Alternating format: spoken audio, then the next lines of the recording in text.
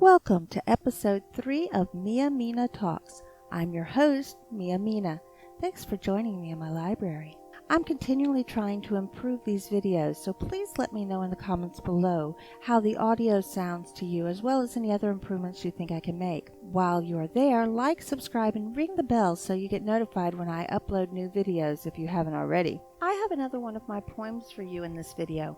While this poem was inspired by a picture of Death in his cloak holding a white and red rose with a heart and stars spelling out love, afterwards it grew into another meaning in my mind, yet still connected with the original image in my head.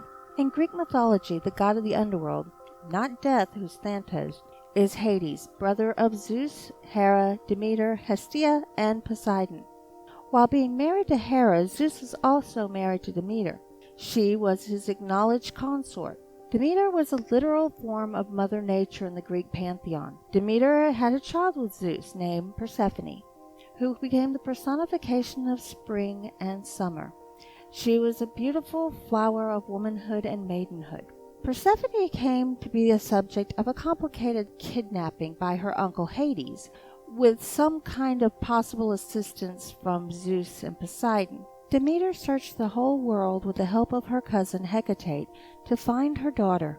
This distress over the loss of her daughter diverted her attention from her duties as goddess of agriculture, causing a famine due to the lack of a harvest. Zeus at this point stepped in by talking to his brother Hades. Because of the damage being done to Earth, I imagine that was an interesting talk. There is no doubt in anyone's mind that Persephone knew of the rule that if any food was eaten by a living person, god, goddess, or mortal, in the underworld, they would have to stay in the underworld. She knew. In fact, in some versions, she actually tried to hide the fact that she had had anything to eat in the underworld. The outcome was that Persephone was to be returned to her mother for part of the year. The other part of the year, she would be returned to her husband Hades to rule by his side in the underworld. There are several different versions and opinions on how they felt about each other before, during, and after their wedding. Some say she hated him. Like his brothers, Hades saw a maiden he wanted, fell instantly in love with, then stole her for his bride. In this version, her eating was truly a mistake. She hoped to keep anyone from knowing. Of course, Hades had sent out his servants to watch her, to know if she had done anything to tie her to him. One of these servants came back with a report that she had eaten 6 pomegranate seeds. When her father made the proclamation she had to spend half the year with Hades as his wife, she cried and was horrified that she had to return to be with Hades. In this version, there are 2 outcomes. One is she grows to hate Hades even more with each year. The other is she falls in love with him and becomes his loving wife. Some say she had no feelings one way or another until he stole her. While she was in Hades' realm, spending time with him in the realm he ruled, her initial fear and anger at being stolen from her mother and father changed to love for her captor. In this version, and the next, she ate the 6 pomegranate seeds while looking Hades directly in the eye. Some believe she ate them in this way to tie herself to Hades. While with her mother, she would send him long love letters which were sent to him without Demeter's knowledge. She tried to bridge the gap between her mother and her husband for years, failing repeatedly. The third version of the stories is Hades and Persephone met at some event which the gods had together. The 2 of them met on several occasions afterwards, but knew her mother was against them. Due to her position in the pantheon, it was difficult for them to come up with a way for them to be together. With the help of Zeus and possibly Poseidon, the couple came up with a plan to have Hades kidnap Persephone and take her to the underworld in Poseidon's chariot. While they took their time enjoying their freedom to be together as a couple, Persephone didn't eat anything until Hades was forced to take her to Zeus. While she was not happy about being forced to return to her mother and being cut off from Hades, she understood the greater need of Earth. She unsuccessfully tried to bridge the gap between her mother and husband, which was mostly caused by her mother. Demeter became the stereotypical hated mother-in-law towards her brother.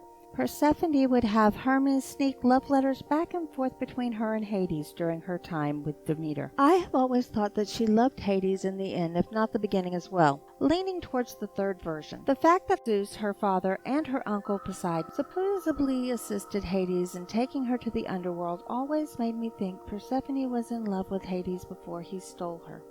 Zeus has always been a loving and giving father to all of his offspring, well, as many as he could be. With the birth of this poem being so closely tied to death, it seems a logical jump to be linked with this myth as well.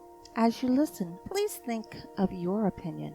Could this be a reluctant poem of love from Persephone to Hades? Let me know in the comments below. Now, let me whisper in your ears. He comes. He comes, bearing roses, bidding for my heart. The roses soften my resolve, my emotions start to sway. He smiles, knowing he's gaining the key to my soul. My mind warns of danger, but my heart is swayed.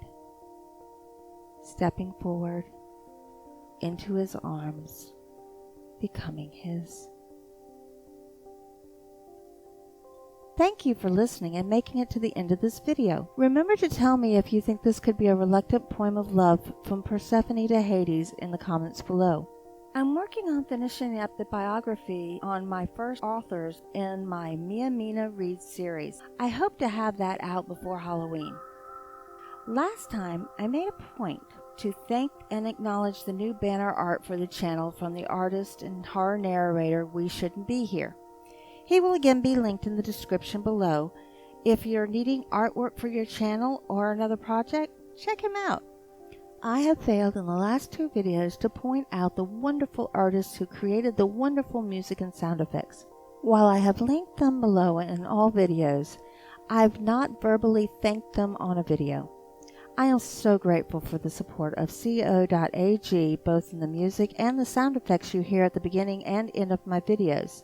Last video I also had a musical piece by Artem Orbib from his latest album. I linked him in the description below and will add him here as well. You may hear more of his works in other videos, however not this one, since I have his whole album to choose from. If you need music or background sounds for your videos, copyright free, please check both of them out. Also, all the art used is credited below in each of the videos. Feel free to go and find the artist and give them some love as well. A short reminder, I have opened a Teespring store.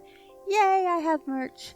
I have t-shirts for adults and children and 3 mug designs to choose from. If you can give me other ideas of what you all want in the comments below, I'll see what I can add. Also, let me know if you want more of the current book graphic or if you'd like to see the Mina avatar graphic. What would you like it on? I've added the link in the description below, so check it out. With Teespring link, there's also a donation link from Steam Labs, which will allow you to support the channel in other ways. Again, I want to say thank you to everyone who has been so welcoming and supportive and helpful. I know I've asked a lot of input from you all. Please don't forget to like, comment, subscribe, and ring the bell if you haven't already. Until we meet again, have a wonderful day or night, and be safe.